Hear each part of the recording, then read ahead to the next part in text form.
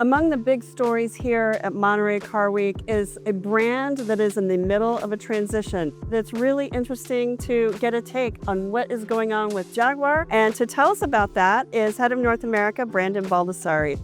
Look at the doors opening on your concept. So tell us about the concept. The Type 00 we call the design vision.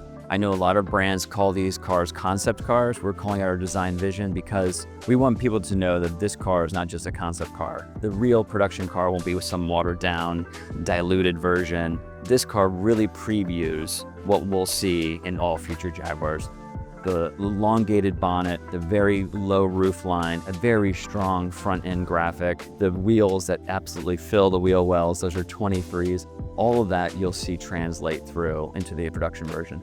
At Jaguar, we are 100% committed to EV, 100% committed. So as you know, we have a house of brand strategy. We've got Range Rover, we've got Defender, we've got Jaguar. Jaguar will be our dedicated EV only brand. And that was intentional, not just from compliance or government regulations perspective, but really because the electric powertrain allows us to get this super low ride height that you see. You know, when you have an internal combustion engine, there's certain hard points that you have to work around, whereas with an EV, you have a lot more flexibility for the design. And 1,000 horsepower, and that's hard to do in pure gas. 100%. From a luxury standpoint, being all electric gives you a couple things. As you know, it gives you a really silent powertrain. It gives you the smooth delivery of power, instant torque, instant power, plus the silence, you know, sort of lends perfectly to that luxury experience.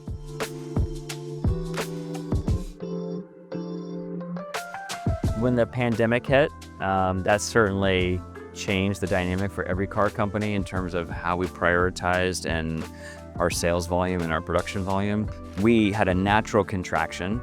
And then coming out of that, we signed off on our Reimagination project back in 21. And at that time we said, we intentionally want some type of gap between old and new. You don't want to sell your last old car on a Friday and start your new brand on a Monday. And that's why we've had this intentional sunsetting of our legacy brand before we launch the Reimagined brand.